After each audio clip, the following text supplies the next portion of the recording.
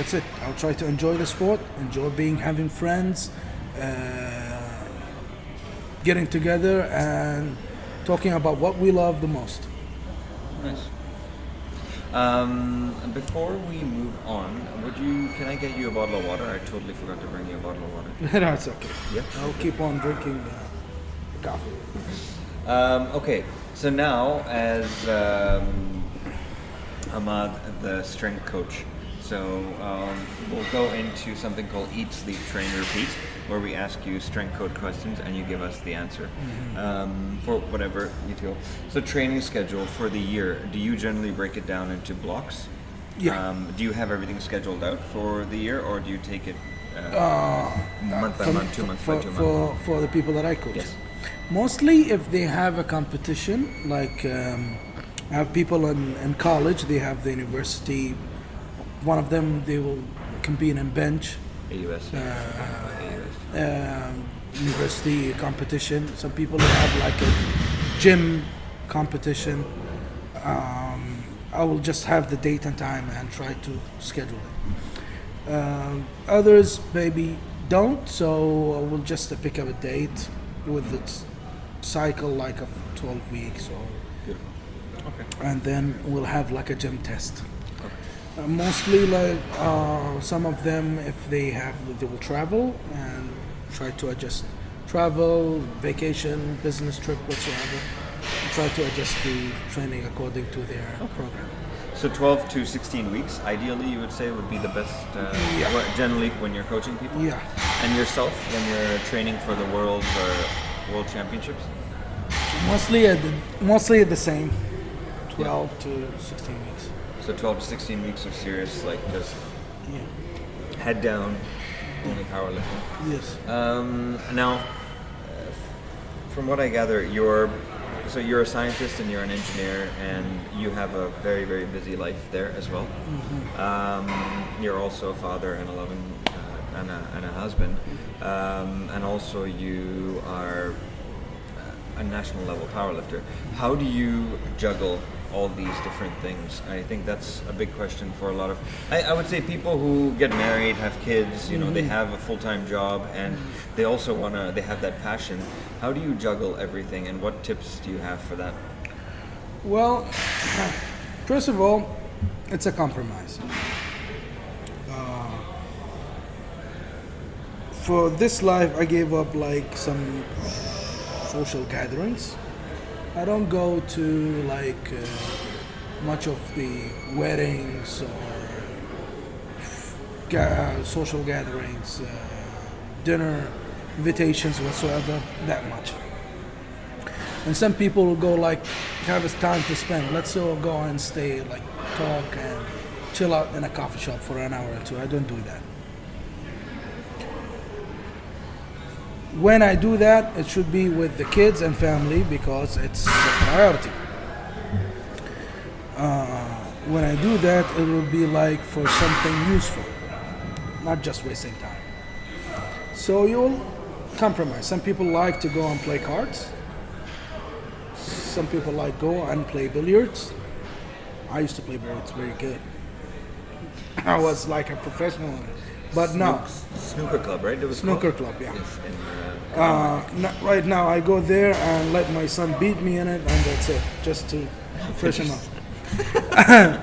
So with this life, you have to be like organized. There's a time for family, time for work, and time for training. It's hard. Yeah. Something will come up and mess up your training. That's why I like the idea of RTS training. I like the Can you idea. explain that a little bit more? Well, when I talked to Mike, I told him like I'm a very, very busy person. I have kids, full-time job, and people that I coach. And I said, well, like we have flexible training. You choose the day. We don't choose like Monday you do such and such. Tuesday we do such and such, and that's it. Like we'll give you a list of exercises, and they are priorities. So if you feel free and well recovered and you can perform well, use priority number 1. If you tired, use the less priorities, and that's it. Nice. So that's the idea of that's like RTS training. So you give out the training on priorities, but I think this one goes well with the more experienced lifters. Sorry, I didn't mention that I have a bad flu, so forgive me for the voice. Thank you for making the time. For the voice and having a slow response because of the weather. We had a lot of rain this couple of days. Yeah, thankful that you're here. Yeah, you're welcome. So you had to be organized with everything, with your training log, with your timing with family, with timing with training, with timing with work. Know when to deviate from the plan and how to correct it, and it's hard. But at the day, there's supposed to be a sacrifice. You sacrifice something for it.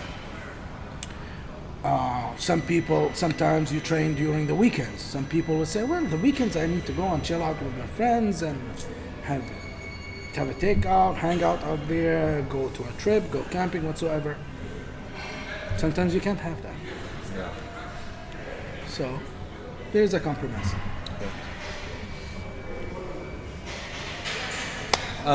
Is there any ritual or anchor that you have that when you're tired or when you're down and you want to go to the gym, what can you use? What do you use as motivation? Like I put in a song or something like that. I slap myself around. It's like, okay. Well,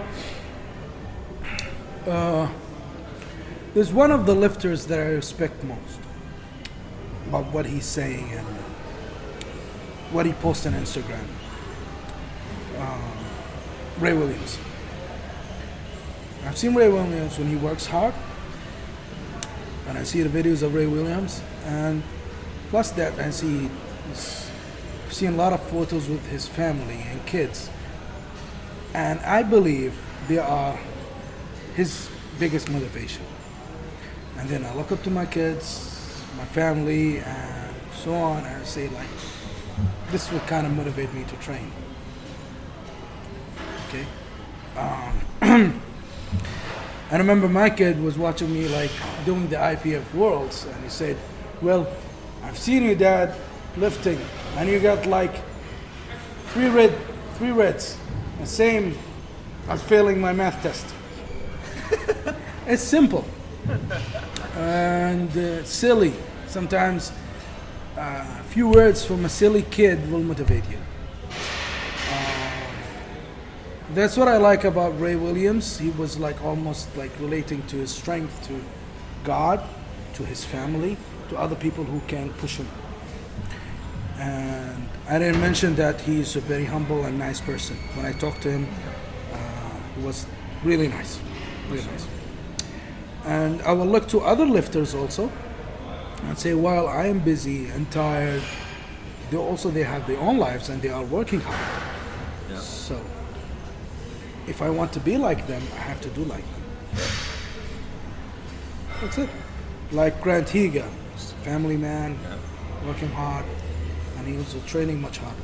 So Do you know your competition? Do you ever look at your competition and be like, you know what?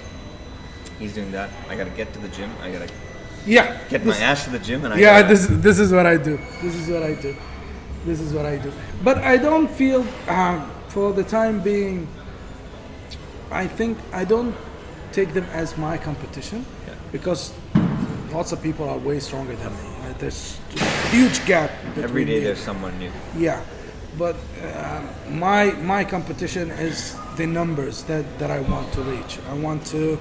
I had a plan even before going to Mike.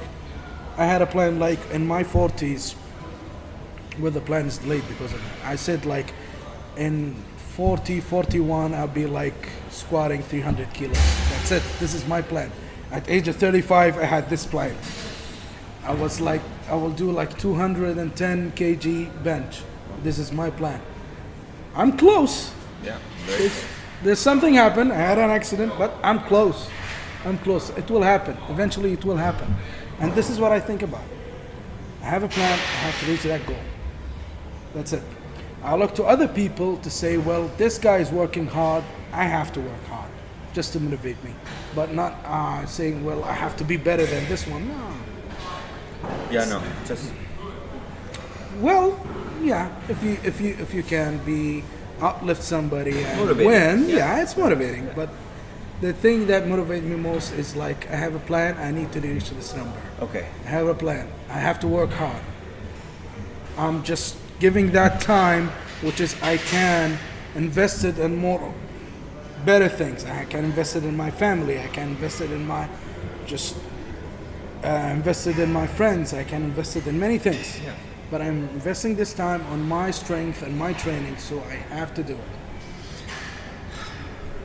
We want to know what your goal numbers are. Could you tell us your goal numbers? So, Well, like right now, and when can we celebrate this victory? well, to be 285 kg, 290 by let's say by June. 290 by June. By June. That's for the squat, and 260 for the deadlift. We're back to the 260s again. I think it's much easier for the squat than the deadlift. And 200 kg for a bench. If I can do it, I will throw a party. Am I invited? Yeah, sure.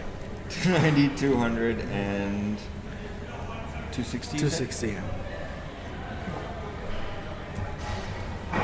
I'll remember to shoot you a message. Sure. Okay. Okay. How did your training? I asked Patrick this as well, but training to bench 100 to 200 is different. Training to bench 200 to 300 is different, and then training to bench for 300 to 400. I'm talking about pounds. So Yeah, no, it's okay. It's okay. I can relate. To How did your or what advice do you have for people like myself who are trying to go from that 315, 330 mark to the 400 pound bench? Well, I believe getting to 200, it's for the guy who's never trained at all. It's the first obstacle, but it's not that much of a hard goal. So training for me, it didn't change that much. But going from 200 to 300 to 400, training was changed because I was like I remember from 200 to 300, I was focusing more into a different movement angles, like different stances, different grips. I was like doing wide grip, close grip, and so on. And then from 300, I struggled to the 400. I was looking like I missed the shoulder strength. Okay. Okay. So like adding more of let's say overhead presses, behind the neck presses. Sometimes I do it with the dumbbells. So I was doing that like for hypertrophy. It was like more like the least would be 8 reps. 8 reps, 10 reps, 12 reps. Frequency was much higher during the 300s to 400. So you were benching a lot more. Yeah, and the volume increased. So you were benching a lot more, the volume increased, you were Yeah. focusing a lot more on shoulders. Yeah. So when at that time when I was doing this, something is not working anymore, I will try to go and look what is wrong. What I'm missing. Yeah. Where did I feel that there's something missing? At that time, my thinking to the 400 was like muscle based. And then when I get more educated and do stuff, and it was like a movement based. But I was doing like something in a movement base during it in between because it was logical for me. Like if changing the grips, I will say like I will change the distance and this will work the triceps more. I will change to close grip. This will work the triceps more. I will get like stronger triceps. My thinking was like about the muscle, but I was doing something for the movement in between. And that was like when I was in my 18, 19 years old. But for now, the way I'm thinking is different.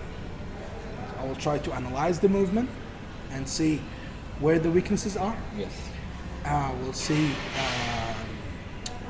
I will see the athlete's work capacity. Yeah. The thing is, we see people like they've been doing so much for years. We compare like what they are doing now, but they've been lifting this kind of weight for years, and it's gone. It's nothing for them. And that's the thing. You cannot cheat time. You cannot cheat training.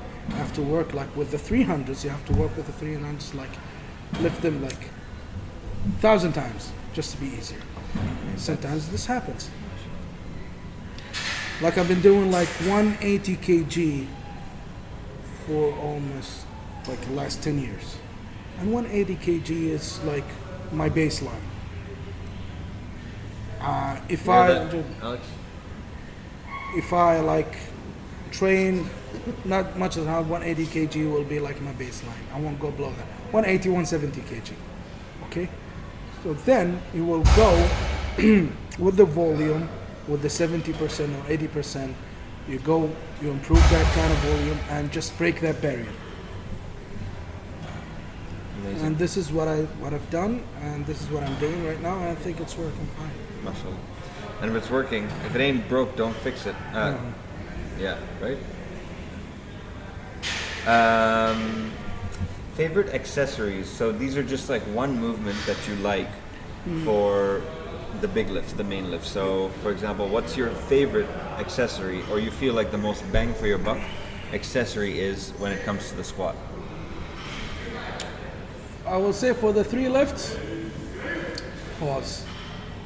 Pause, eh? Yeah. So pause squat, pause bench, and pause deadlifts. Yeah, you are not in the pause. I think people talk lots of benefits in the pause, but there's one of the benefits that I've seen in a pause training is it will teach you to grin more. Like sometimes, how many times have you lifted a weight and said, no, but when you after you think through your mind, like if I waited just half a second, I would have had it. You'd have had it, yeah. Yeah. So pause training will give you that. Nice. So we're talking pause in your weak spot. So your sticking point. Yeah. Yeah, pause in your sticking point. Pause in your sticking. Okay, cool. Training, nutrition on and off season. So when you're off season competition and when you're coming like 16 weeks away from, do you change much or do you keep it steady? I don't change much, but before the competition and the competition season, I will try to eat more clean food. I'm not much into supplements, but during the last couple of years, I've been recommended just to use PCAs for recovery, especially in a high volume cycle. Correct. Like, so I've been like having like a PCAs. That's it. That's the most thing that I have to. You don't do protein shakes after? No. Not a fan? This will upset my stomach. No. Most of the protein shakes will upset my stomach. I've tried variety of them and protein shakes. Why should I have them? It's just like if you had just a protein intake, you can have some eggs. You love your meat. Yeah. I can have like different meals. During last year preparation for the Worlds, my wife give me a bag at work with different 3-4 meals prepared before that. Grilled salmon, organic salmon, and she was always buy that for me. Yes. I like the salmon. I will have like grilled chicken breasts, rice, and it's only like a small meal. Same like a bodybuilders, what they will do. Just clean. Just clean food, yeah. I'm not into sweets, so Lucky I don't man. buy them. Right? Well, I don't like sweets much. I'm more into like fat food, juicy. More crazy about burgers. What's your favorite burger joint Uh, in Dubai? in Dubai, 'Cause I'm still looking for one. most of them are the same. Most of them are the same. The best burger that I do, the one that I do at home. Yeah, there's if you know the butcher shop, they can give you the burger, and you have your own recipe and everything. Amazing. But for let's say for the people who are saying they have like the best meat, I will say that Burger Fuel mentioned that they have the organic and grass-fed New Burger Zealand, New Zealand beef. So I like their stuff. I like what they add, their add-ons also. They taste differently. I'm trying to show you something. So we did this. I don't know whether you followed it on Instagram. Yeah, I've seen it. The burger, the 1 kilo burger. Yeah. And we had to finish it, and that just got over. I think I'm posting the video of it, and it's like that's the burger, and it's made by one of my like good friends who's trained in New York, and he has I find the best burgers in Dubai. But again, it's at home. Where? He makes it at home. He makes it at home, and he came to my place, and we had this competition in my place. But How many patties? Four 250 gram patties. That's easy. Okay, next time you're invited. Next time you're invited. It's easy. After heavy session squat with almost like 10 sets or 12 sets, it will be easy. You're invited next time. We're going to have one every month, and we're building a crew. And Yeah. I see, like, I've tried, I've eaten 4 burgers from Johnny Rockets. the big ones. Yeah, the originals. I've eaten once 4 burgers, but I was like way too hungry. In 6 months. In 6 minutes. No, the timing is So we had timing. We had timing. 6 minutes would be an issue, but I will try. Okay. I'll try. Okay, so you're invited next time. What are your next upcoming competitions? Well, if everything goes well, I will go to IPF Worlds in June. Definitely, with the federation, we've been busy. Like, we will try to arrange for next year's, the year after, next year competition also. And in September will be the bench only in Dubai. In Dubai, yeah. And December will be the Asian Championship in Philippines. Nice. I will try like to compete twice or 3 times a year to keep me moving, because when you compete you get motivating. Unless There's a goal and you get motivated, you know you Yeah. gotta. yeah. Okay. Which are the local federations here? So you said the EBBF is the main one, right? Yeah. And then under that comes the EPC. Yeah. Under that, and that's where you come into play. Yeah. That's where you're more. Well, there's we had a meeting last week, and I've told them that there's a gap between the federation and other strength coaches, fitness coaches, CrossFit coaching, whatsoever, and bodybuilding. And we said, like, you have the idea of, well, you have to license the gyms, but you don't license the coaches. So how come you don't license the coaches? And I expressed my concerns. Like, I've seen like someone who doesn't know anything about strength training or bodybuilding or whatsoever, because he's just using programs from the internet. Yeah. And then he end up selling steroids for the kids and consider himself as a coach. And this is not acceptable. We are in Dubai, we are looking for something better for the people. We look about life, we look about everything. So we start and this is to be just spreading it out.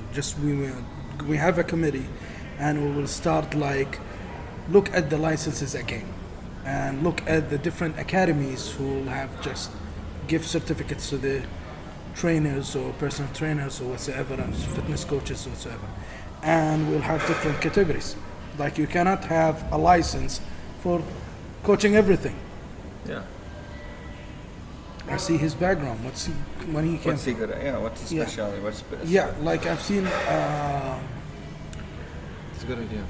I've seen a gym in Dubai. He's doing fitness training, but originally he's a boxer from his background about boxing. Oh, there's fitness training in boxing, we know. Yeah, definitely. Yeah, but you cannot work as a fitness training while your knowledge is about boxing. Or you've been a boxer in your place and you are applying what you have learned. Your boxing principles to normal people. Yeah, Yeah. yeah. So this is what we are trying to do. We're still growing. We have different members coming in. And about powerlifting, we'll have with our own mandate, our own standards, because everything is mixed up right now. I've seen like a guy will coming in just as a helper or just cleaning up the gym when he just have a few muscles coming up and he becomes a trainer. Yeah, no, I've seen that too. Yeah, and this is what we are trying to stop. And we'll try to regulate, Good. because I know people try to work as personal trainers or coaches and pay a lot of money for the licenses while they don't have to. You just come in and have an interview with the federation. And I know a lot of people who are not trainers at all, just they are managing the whole thing and giving a lot of money and they don't have any knowledge, and people get injured, people get hurt. Like one of the coaches in one of the our committee members said we had a guy and he was extremely sick, and he called one of the coaches. He said, I'm in front of the doctor and he wants to know me what I've taken from you just to treat me. He said, no, that's my secret. I won't give it to you, and just hang up on it. And that's crazy. And this is what I'm trying to do, and it's very hard. So we know. Okay. But anything, if you know any person, you can reach out to the federation. We're glad to help.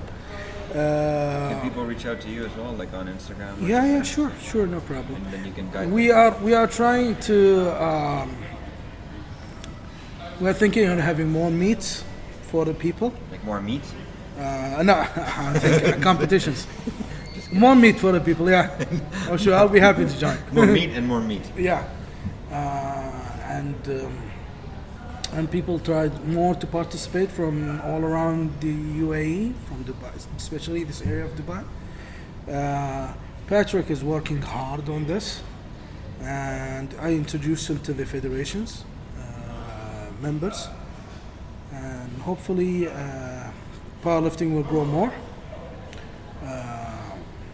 with all the people that we know. Try to clean up the bad reputation about powerlifting will break your back. No. And hopefully It everything will be break fine. your back if your form is horrible.